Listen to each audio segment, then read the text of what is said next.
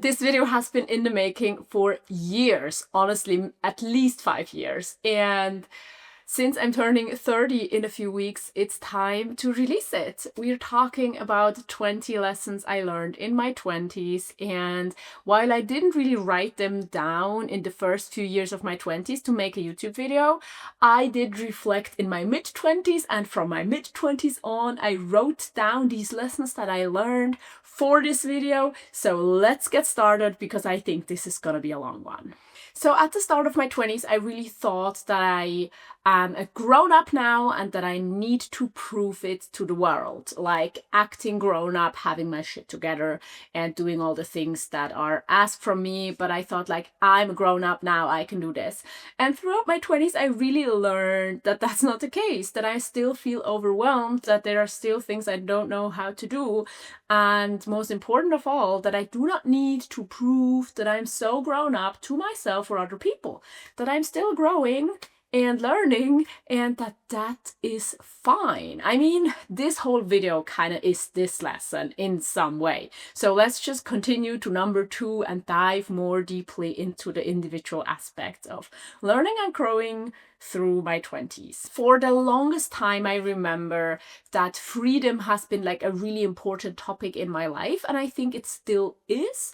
And I still think like freedom is great and something I aspire to, and I want to be as free as possible in many ways. But then throughout my 20s, more so my late 20s, I think I realized that actually the ultimate freedom, especially like freedom from other people, like being able to do everything I need myself, is maybe not even the thing I'm craving most, or that maybe it's really, really worth it to trade some of that freedom for community, to sometimes not prove myself and others that I'm able to do everything myself, but to embrace getting help, embrace helping other people, embrace maybe also this saying, like, if you want to go fast, go alone, if you want to go far, go together, something like this, like really embracing community, and that is gonna be worth more than being independent in the end. But I'm still working on that. And then number 3, a really important one that I learned, is that my 20s are not everything. I think there's this misconception that in your 20s, you're free. In your 20s, you're able to do all of these things. In your 20s, you live your best life. And then once you're 30, your life becomes more boring, maybe. You have less freedom, less possibilities, less health and everything. And so you really, really need to concentrate and focus on your 20s and make sure you live your best life in your 20s. And while I think there's nothing wrong with living your best life in your 20s, it's a huge misconception that your life is going to be over once you turn 30. There's so many new experiences, new love, new friendships, new learnings, new places. You can turn your life upside down. You can start fresh in your 30s, in your 40s, in your 50s. And I really think there's no reason to feel like we need to put all the precious important things into our 20s, because there's even, I hope, and I've heard from other people, there's so much value in doing certain things or doing them again when you're older and have more experiences and are maybe more balanced in yourself, know yourself a bit better maybe, but we're going to talk about that more in a second too. So just what I want to say is your 20s is just one of the decades. Actually, I had amazing teenage years with some hardships too, of course. I had amazing 20s with some hardships too, of course. And I'm really looking forward to my 30s, because I really hope, and I'm pretty sure, they can turn out amazingly as well. And with that, I also want to say that this video, I think, is not just for people in their 20s or, you know, the same age as me. I think we all learn maybe different things at different stages, but also the same things we can like learn more about. And so I hope, no matter what age you are, that there's something in this video you can like gain new perspectives from, maybe. So number 4 is a bit controversial and definitely goes against a lot of things that I've believed previously. Maybe as a teenager I did act similarly as well. So what I want to say, number 4, is that sometimes in life, I think it's worth not focusing on like balance and not doing all the healthy things and all the things you're supposed to do, and making sure you juggle all of your balls and don't leave any areas of your life out. I think sometimes it's really, really worth it to throw yourself at something, right? Let's not lose ourselves maybe, but it's okay and it's fine and it's fun to sometimes go all in for something you're really excited about. Even sometimes if you know it's a bad decision, maybe do the bad thing, indulge in something, get your heart broken, see just how far you can get if you give it your all, no matter if it's a job, if it's a relationship. But then at the same time, as I said, ideally, let's not lose sight of like our health and our most important relationships and the things we really need to do, but we don't need to perfectly balance everything all the time. And number 5, I think, really fits well here, and that's boundaries. So I've had I think at the start of my 20s, I was like, boundaries, who needs them? And then somewhere in the middle, I was like, oh, boundaries, that sounds like something important. And then 2 years later, I was like, boundaries? Do I need them? And now I'm like, oh, boundaries, actually, they are important. And what I realized is that boundaries is really something I'm doing for myself. And even though it's like promoted as like, yeah, you need to have healthy boundaries and it will make your life so much better, what I realized, the most crucial thing I realized, is that it is so hard to learn to set boundaries. If you're not used to doing that, and that's me, like I was like, it will be fine, I can adjust, I can do that for you, it's fine, it's I don't know, boundaries. But I think they're so important, but it's a skill that needs to be learned, and so it might feel like not worth it in the start if you're trying to set boundaries and you're like, this requires so much energy, I'd rather just let people walk all over my boundaries instead of like keeping them up firmly. But in the long run, I think it's a really good skill to have, and it's a good idea to practice it as soon as you realize, oh, boundaries, it's a good idea. And it's fine if we're not great at it from the start, and if we're sometimes still let people walk all over us. But in the end, I think boundaries are really important. Another one that I don't know, I think in my teens I had a different opinion, but in my 20s I really realized that learning is so fun. Like, learning is one of the most, like, it makes me feel so great if I am interested in something and then I research it and then I learn more about it and I can just like really be like soak up all the knowledge, and it's so easy if you're really interested. And so learning is a skill and a practice and something that I really have come to love in my 20s and that I want to cultivate well into my 30s, 40s, 50s, 60s, 70s. As long as I live, I think learning is so important, and it can just help us to understand the world better, understand other people, understand ourselves. So I think it's so worth it, and I hope that everyone somehow finds a way to make learning fun again, especially after, maybe going through school and having to learn things you're not really interested in. So I can totally understand, and that's what I felt, that at the start of your 20s, it's like, oh, please stay away with all the facts, and I don't want to learn anything more. I just want to do stuff. But then realizing that learning is actually great and fun and almost happened on its own if you're really interested, that is like a gift. And I'm so grateful for that. And I want to, with reading and with researching and with sometimes actually Googling something I'm wondering about, I'm trying to practice learning. Lifelong learning, I think it's called. Well, number 7 is something that I think I really knew as a teenager and neglected in the first half of my 20s, and that's friendships. Now, I was a teen mom, and so I had a small child at the end of my teens, and at the start of my 20s and having a small child, especially if you're younger than all the other parents, it kind of makes friendships hard because your old friends, they are in a totally different life phase. And your parent friends, they are at a totally different age and also most likely at a different phase in their lives, because I was a mom while moving abroad and studying and apartment hunting and things like these. And so I neglected friendships. But then in the middle of my 20s, I realized friendships are so important. And I think we have this misconception that our romantic partner should kind of be our other half and almost give us everything we need from human connection.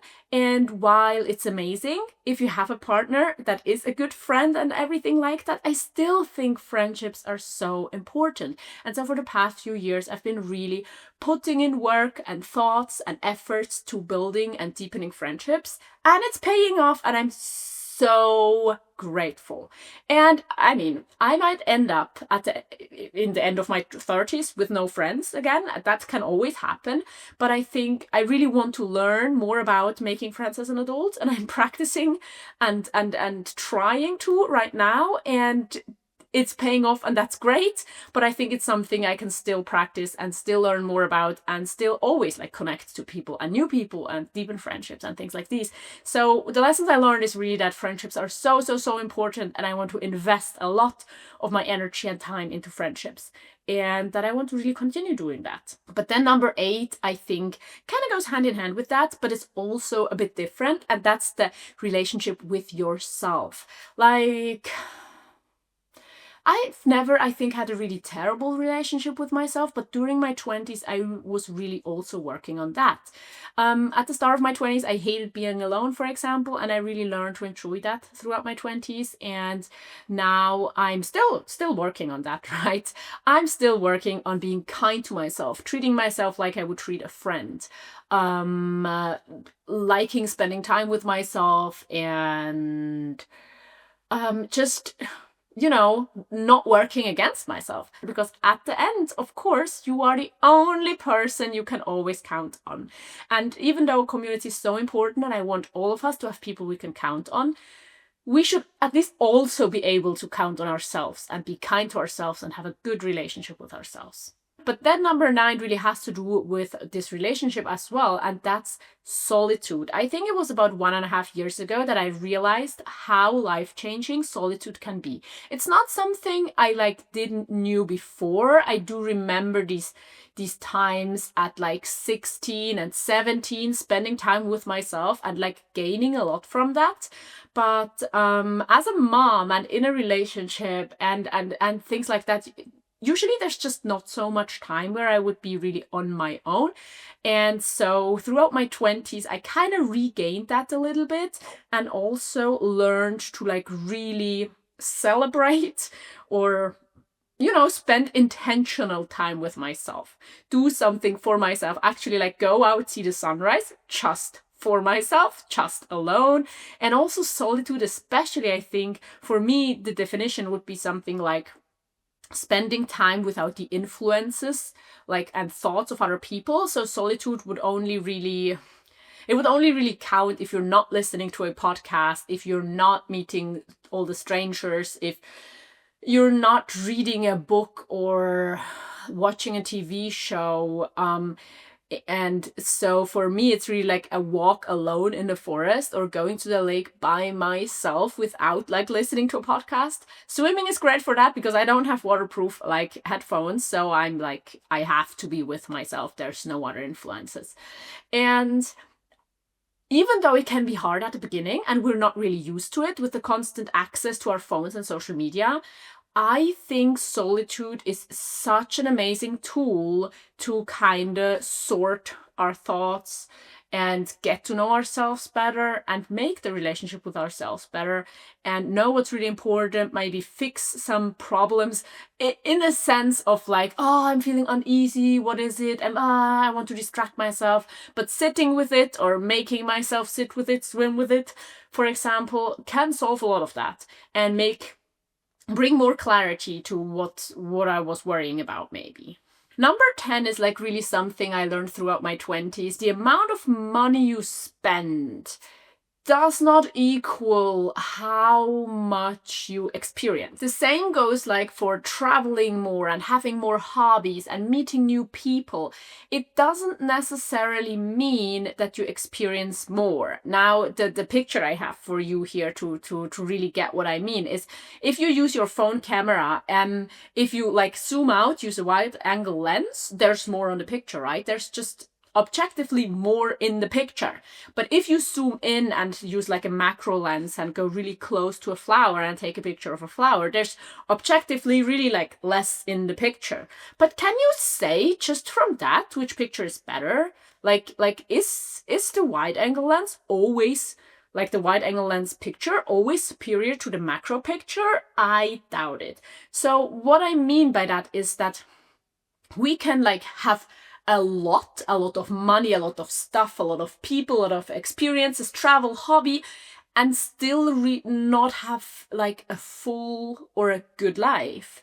And we can have a really boring life focusing on a really small part of life, like spending a lot of time at home, not traveling far away, spending a huge amount of your time being a mom or on like knitting sweaters or even taking care of your health, and we can experience like the same amount or have the same amount of like beauty in our lives, because it's not about having more in your life, it's much more about the relationship and the stuff we do with the things we choose to focus on. So I hope you understand what I mean, but that's really something that I learned because at the start of my 20s, I really felt like I need to have as much as possible in my life to have a good life. Otherwise, it's just going to be boring.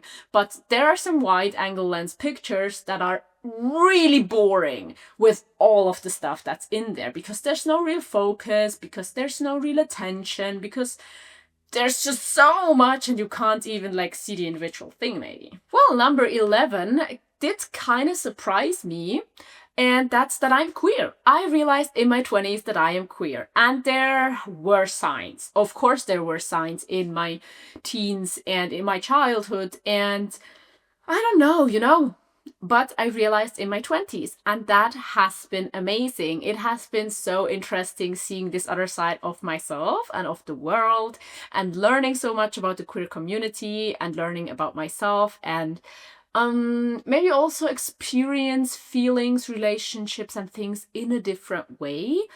For me now, queerness so far hasn't really like turned my life upside down or anything like that. From the outside, you might not even really see a difference, but inside there have been changes, and I'm so grateful for that.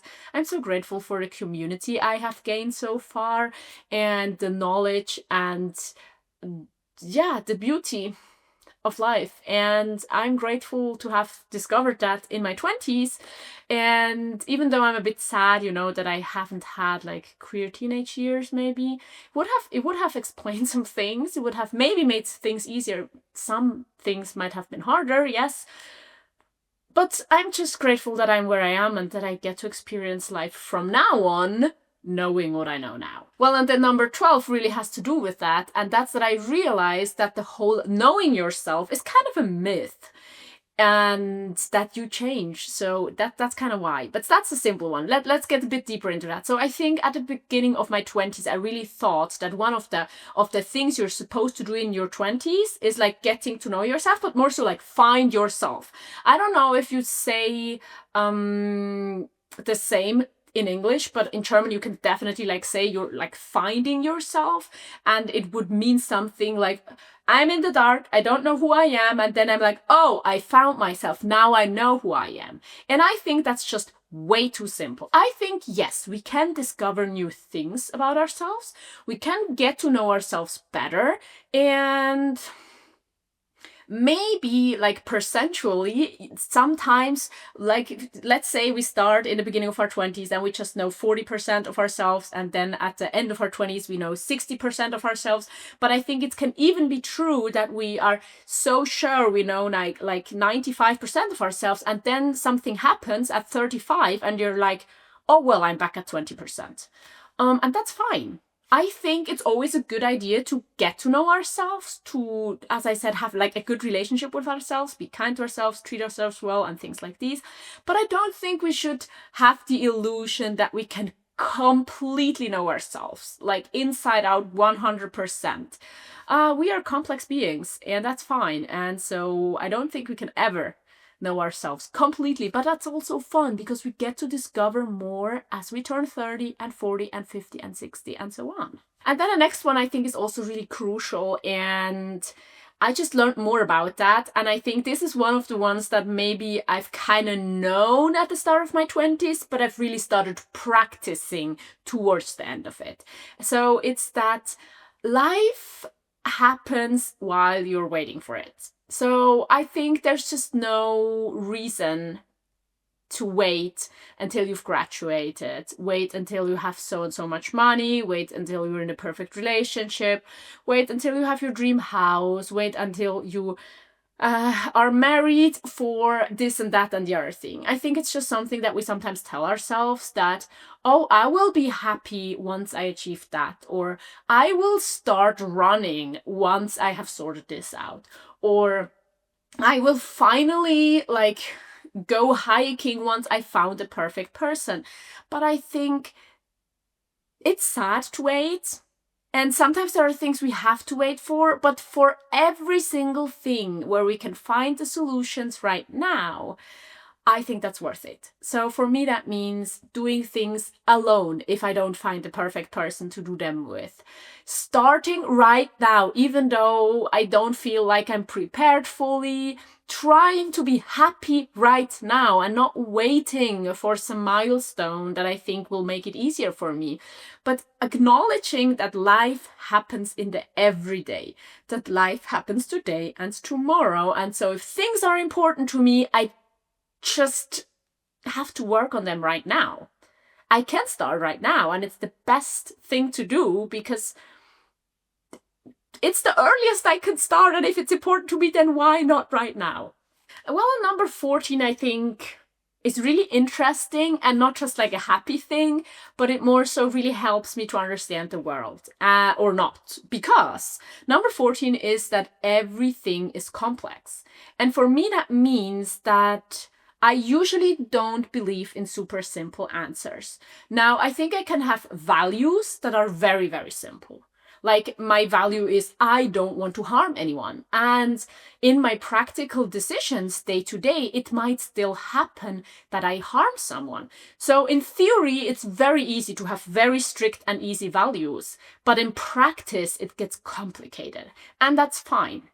And so especially also, for example, if it's about politics, if it's about sustainability, if it's about understanding our people, friendships, relationships, and things like these, acknowledging that life is just really complex helps me a lot because it makes me aware that I don't have 100% of the information, that there's always a different angle, that even if the idea is easy, it can be really, really hard to make things happen. And it protects me from populism and from right-wing ideologies that have super simple answers to super complicated subjects and problems. And so it makes me aware, and it helps me to also just kind of be fine with things not being easy, be fine with things hurting, two different things being true at the same time, sometimes not understanding things. But I think if we're not fine with that, then I just can't imagine. Either I'm turning a blind eye to really important stuff, or I get confused and overwhelmed in another way. So for me, it's really, really, really embracing the complexity, understanding as much as I can, but acknowledging that I'm never going to be able to see something from every single possible angle. And it's not making life easier per se, but I think it's making my life better. Number 15 is something that I almost wanted to kick from the list, but then I thought I'm almost 30 now, and this was really important to me at another point in my 20s, so I'm still going to mention it.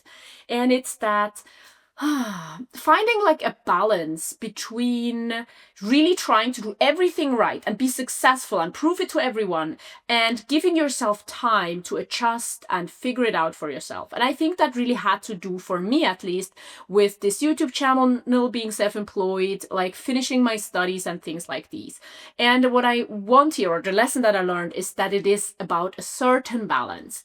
Like, even though I really didn't feel like it, I did finish my studies and get my bachelor's degree in social work. But I didn't just like start working there and making money like maybe some people would have expected it of me, but I took the chance and really focused on my YouTube channel. And I gave it my all, and I worked on it for 3 years until I really realized that I'm not making enough money anymore with it if I want to keep doing the things that I really want to do, instead of kind of running after the money. And then there's like always, again, like this balance. Like, do I want to push through to prove it to someone that I made it as a YouTuber? I could do that, but maybe it would make myself, like me, it would make me unhappy. And so then like pivoting again and readjusting and making sure that I'm finding a balance and that I'm finding a solution that works for me. So it might look like I've studied something, didn't use it then. Became self-employed, failed. Took up a boring normal job. I don't know how my story continues, but it doesn't have to be like that. Like, it doesn't have to look like that. And even if it does look like that for some people, I know that I did the best to have a good life and like take chances, try out things, but also make sure that I can provide for myself. And so I think this is really something that's maybe important in your 20s for most people, but it can come up in your 30s, 40s, 50s, and 60s as well. This whole balance of like following certain paths that some people might expect of you, following the things you really want to do, but also finding ways to balance, because sometimes you really just have to like look at everything and readjust and renegotiate and find new solutions. And that does not mean failing. It means making sure we're fine, making sure we're making the best out of the possibilities. And that's something I have learned in my 20s. I think I've learned a lot about that, but I can still continue learning, of course. Now, number 16 is something that I maybe learned the hard way, or I'm still learning, or at least I was a bit like, oh, wow, when I realized that. That is that actual change takes time. So I think we all like to like buy into this whole thing of like, life reset in 3 days. Today is day 1. I'm starting a completely new life. Things like these, where we want to promise ourselves that we can like completely change just because we want to and live a different life now. Now, there are situations where it actually happens like that and where it works, but I think most times we are used to doing things like we have done them before, and even if we decide to change our life, some things will creep back in. Habits are really hard to declutter. While you can throw out a piece of junk and it will stay in the bin and it will not come back, a habit will come back, most likely. And it's absolutely possible to change our lives. It's absolutely possible to change habits. It's absolutely possible to have totally different values, to take like a sharp left or right or somewhere else and really change your life. But acknowledging that actual change is usually a lot of work did help me, but it also makes it like a bit more complicated, because now this whole feeling of like, oh, tomorrow I'm gonna change my whole life is gone, because I realized, no, actually it's gonna be work, it's gonna take time, and that's fine. And especially things like, oh, now I realized I'm a people pleaser, so tomorrow I'm gonna stop this behavior. It's not gonna work. We have to work on it. And I'm still working on it, and on many different things like these. And that's fine, but it's something I realized. Well, number 17 is also something that I'm not even sure I've totally learned. And it's kind of funny, but also it's sad, because I think when you're having a good time, when you're feeling good, when you're having a good phase, at least that's true for me, it's like, I'm doing well. Like, my life is great. How could it ever be different? Because I'm in control, I'm making sure my life is great, and everything's fine. And then suddenly you have a bad day, and you feel like, oh, everything is bad. Like, how will it ever be better again? Like, everything is actually, like, the past 10 years, the coming 10 years, oh, everything is bad. Just to realize a few days later that, oh, it's better again. And so the thing that I'm describing is that there's this certain inability, or at least that's how I experience that, on good days, I can't really imagine the bad days. And especially on bad days, it's really, really hard to imagine the good days. Now, the lesson here for myself, at least, is that especially on bad days, even if I don't believe it, even if I don't see it, I am telling myself, and I'm like, I know it's gonna change again. Even if this feels like it's been like this forever, it will be like this forever. It's not. I'm gonna feel different. And even if I look at my whole life through this lens now, through today's lens, tomorrow's lens is going to be a bit different, and next week's lens is going to be a bit different. So even if stuff feels really hopeless right now, it's not going to stay like that forever. It is going to change. And maybe it's not changing tomorrow, right? And maybe I can't imagine it right now, but it is going to change, even if it feels a bit hopeless right now. And that's like, this is something I'm working on, but luckily, mostly I'm feeling good. And even on bad days, I'm getting better at knowing that it will change again. Oh, number 18, let's talk about comparison. So, I think, like, really, if you talk about it remove yourself from the situation a lot. It's like, yeah, comparison, I mean, it's something natural that we do. We compare things, and only in comparison can we see difference and can we define something, because we define it because it's different from something else. So comparison as of itself is a normal thing, but we all know that comparison can hurt us a lot, especially if we are comparing ourselves to other people, and if we feel like we're worse than other people. Even if we're feeling like we're so much better than everyone else, it kind of takes away from possible connections and love and understanding. But I think what we experience a lot too is this feeling of like, oh, everyone else is doing so much better. Why is this person so much more successful after doing YouTube for so much like shorter? How is this person making so much money and I'm not making much money? How can this person afford all of these travel adventures and I can't? How is this person always so happy and I'm not? And I think we all know it, and that's something I learned in my 20s, and I'm still sometimes learning, that we don't have the whole picture. When we see someone and we compare ourselves, we're not actually comparing equal things, because we sometimes compare our bad things to someone's good things. We compare everything we know about ourselves to a little bit of something we know about someone else. And so comparison, when it's about that, it just doesn't make sense. And I'm just strongly trying to focus on, if at all, compare myself to myself. And more so focus on, like, how is my life right now? What would I like to change? And what can I do about it? Focusing on not how I think this other person feels because they're on vacation and they're smiling in the picture, but not more so making sure that if I want to be as happy as this person, what can I do for myself today that makes me happy? Because I can't like go on vacation right now today, but I can go to the lake and go for a swim. I can cook something nice and have an amazing meal. I can watch my favorite show or read a good book, have a good conversation with a person I like. And all of these things will make me happy, even if it's not the same thing that this other person is doing in this picture. So it can be hard, and I'm not there. And I think we struggle with this on different levels, but I'm really trying to be happy for people that I like, know that I know kind of nothing about all the other people that I don't really know, and focus on myself. Just trying to do actionable stuff that I can do for myself if I'm not happy with my life. But luckily, for the past few years, I've been actually really happy with my life.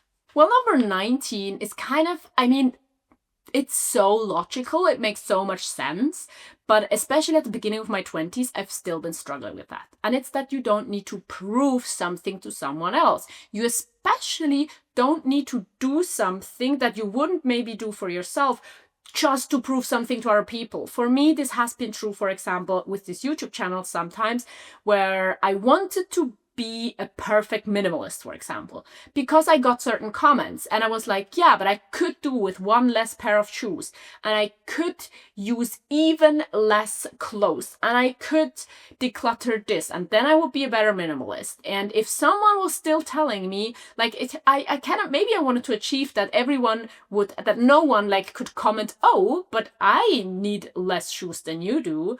Oh, I don't need that thing that you have. I would want to be a perfect minimalist so that everyone would say like, yeah, you're doing minimalism right.